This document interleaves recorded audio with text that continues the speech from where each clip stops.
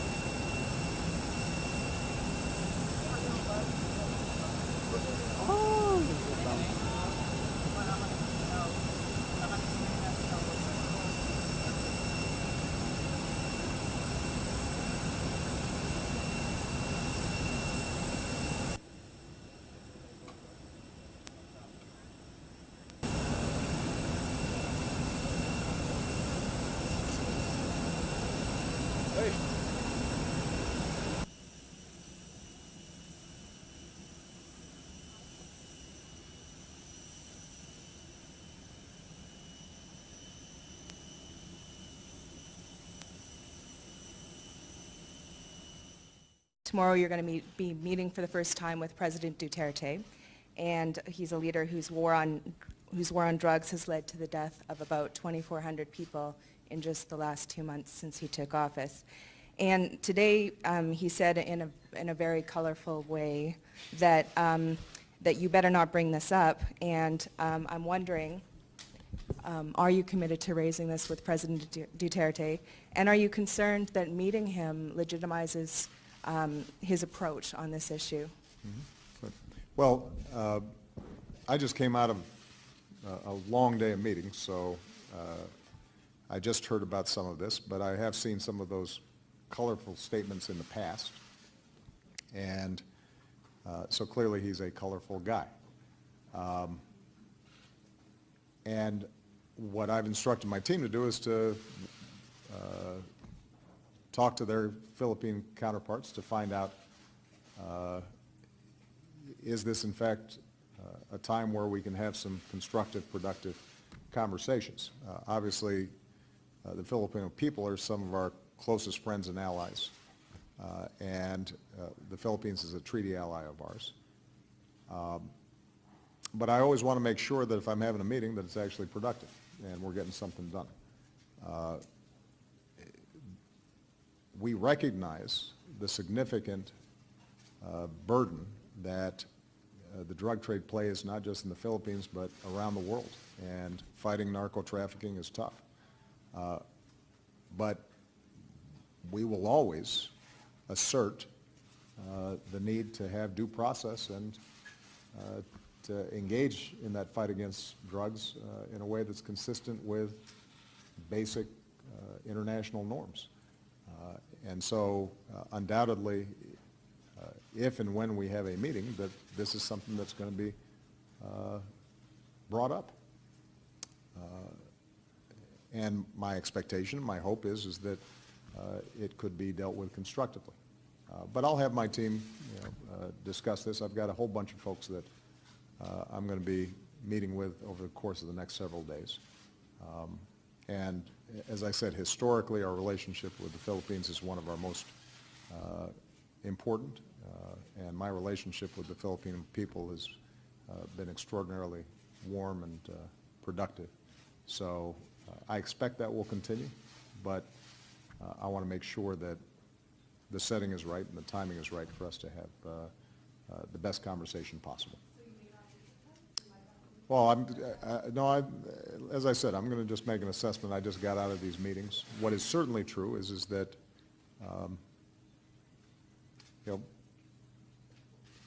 the issues of how we approach fighting crime and drug trafficking is a serious one for all of us, and we've got to do it the right way.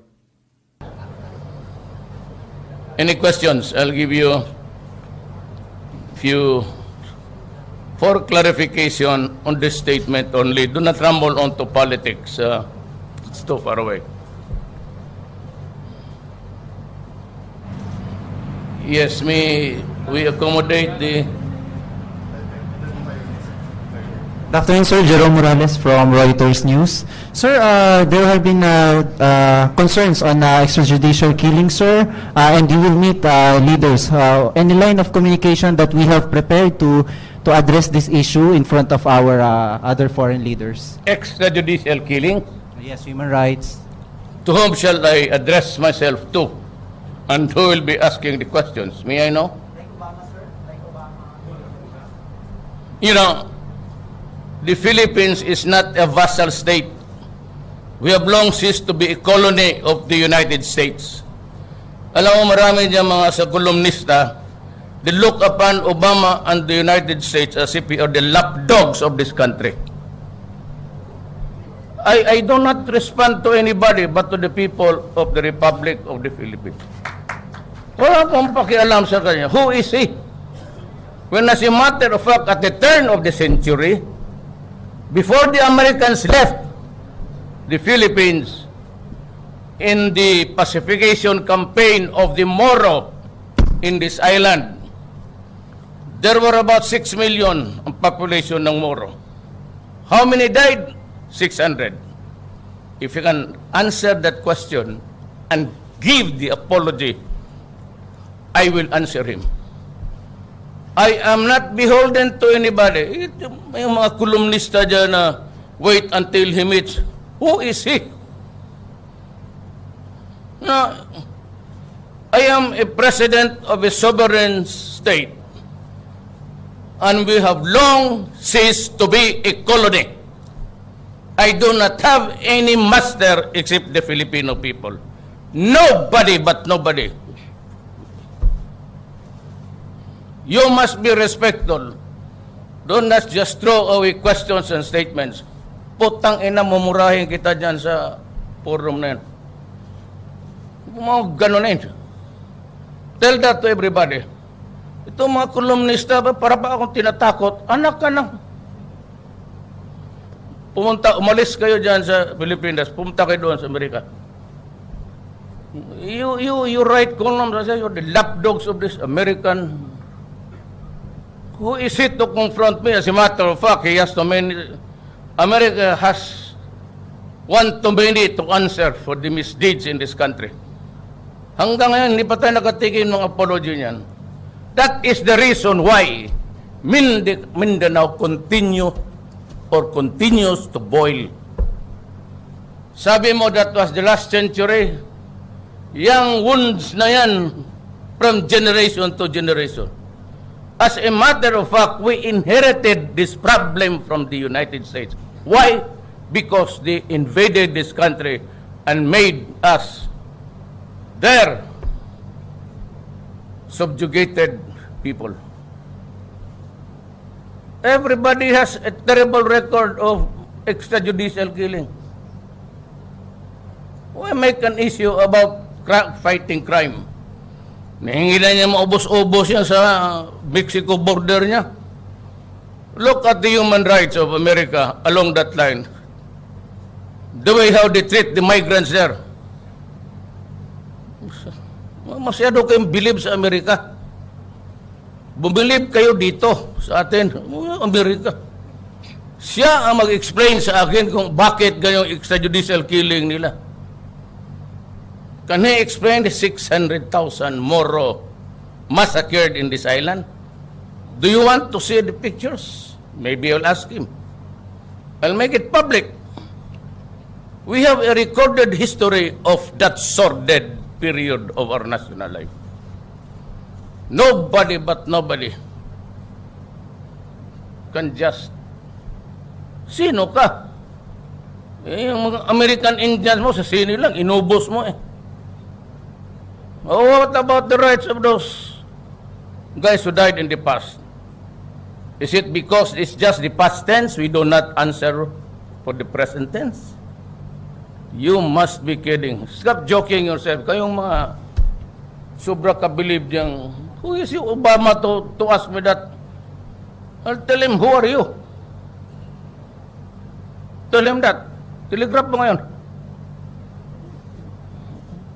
Hindi ako punta dito na pagkaulila dyan sa mga.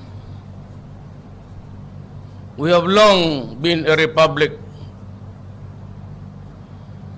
I do not kneel down before anybody else except the Filipino in Quiapo walking in misery and in extreme poverty and hunger. Hindi kayo maghinto na sa droga. The campaign against drug will continue. Maraming mamatay dyan. Plenty will be killed until the last pusher is out of the streets. Until the drug manufacturer is killed, we will continue, and I will continue, and I don't give a shit about anybody observing my behavior. Siguro mabilib kayo dyan. Eh, mga kulong nagbasa, Sus Mariosep. Pagkalapdog ng mga pretending to be the conscience of this. Sino ba? Sir, good Believe dyan sa Amerika. Good afternoon, sir. Sipain ko pa sa harap mo. Okay. Good Punta afternoon. kayo doon. Good afternoon, sir. I'm Lala Babilonia from PTV4. Sir, what's your plan about the issue, the execution of Mary Jane Veloso in Indonesia? Hindi kita nakuha mo. Sir, what's your plan about the issue or the execution of Mary Jane Veloso in Indonesia? Mary Jane Veloso, sir. About to be executed? Yes, sir. Well, I may just have to ask, we do in the most respectful and in very, very courteous way. And if my pleadings will fall on deaf ears, I am ready to accept it. For the simple reason, I do not doubt the judicial system of Indonesia. I have been there once upon a time, and I was able to observe how it works. Whether or not she is really guilty, she is bound to be culpable liability. So I might just accept the system and plead for mercy. But if President Widodo will deny it, still I would be grateful that she has been treated very well. For after all, we have our laws to follow. And had it been any other or the other way around, I might also be at the receiving end of so many pleas for mercy. And I would never know what or how to react. Yes, Pia. Hindi magdito magpahuli sila. I will change my attire in the airplane. I do not wear a barong sitting down. It's itchy. Sir, good afternoon. Could we just find out more about your declaration of state of lawlessness and when we can expect parameters or guidelines of the implementation? For example, how long it will take, if there will be any curfews on certain areas. Siguro more specifics on your declaration, or if we can expect a document? Well, number one is that we should work out a very good example of how it works in other countries and the Philippines and now. But others, we have to ask for their support and maybe their cooperation of working this out. Yan ang parameter. That's the economic side of it. That's ito yung migration. Kasi bukas na lahat eh. Bukas na lahat because there's a free trade, especially if we can perfect the free trade agreement between ASEAN. Removing all barriers, tariff and everything, including the migration of workers.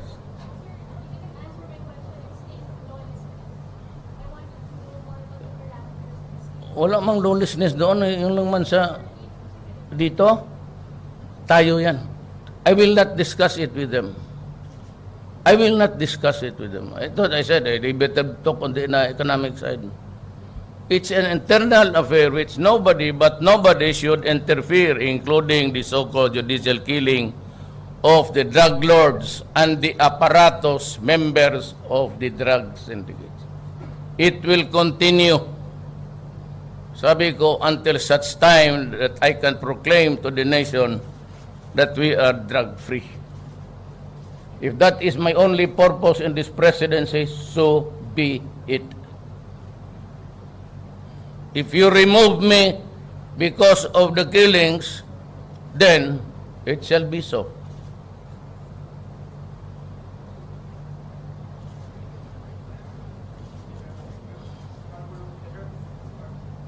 Again, I would like to, there are a lot of you, so much about extrajudicial killing, then connect it with Obama. No, I do not want to pick a quarrel with Obama, but certainly I would not appear to be beholden to anybody. I only am answerable again to the Filipino people who elected me as president. Period. Nobody but nobody should interfere. This is an independent country. Nobody has the right to lecture on me. God, do not do it.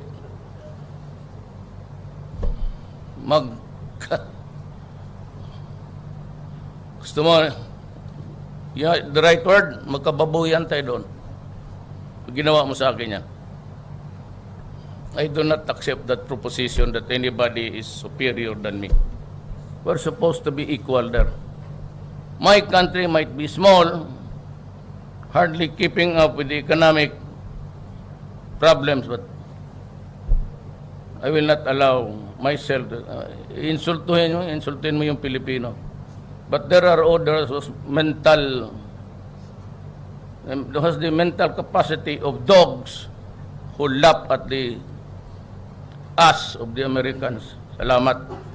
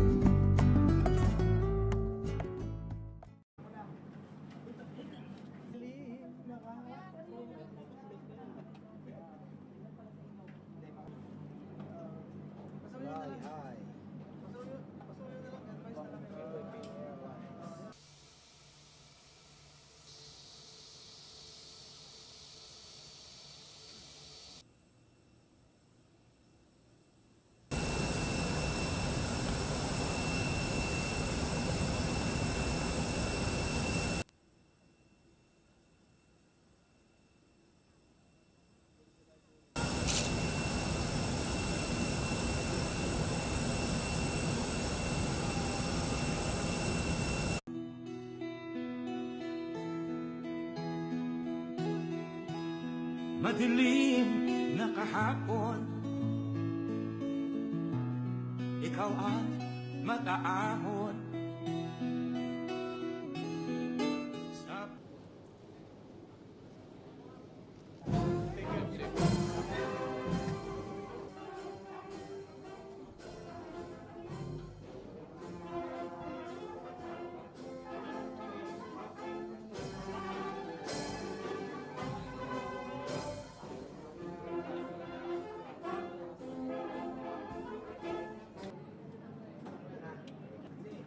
Committed to raising this with President Duterte, and are you concerned that meeting him legitimizes his approach on this issue? Good. Well, I just came out of a long day of meetings, so I just heard about some of this, but I have seen some of those colorful statements in the past, and so clearly he's a colorful guy. And what I've instructed my team to do is to talk to their Philippine counterparts to find out, is this in fact a time where we can have some constructive, productive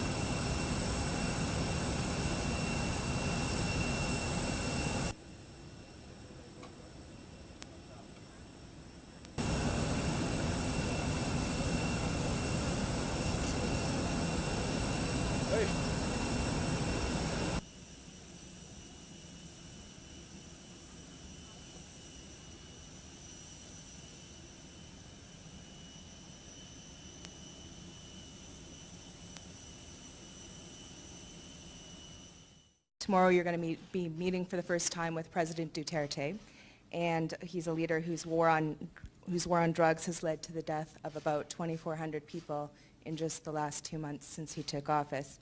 And today he said in a very colorful way that that you better not bring this up, and I'm wondering, are you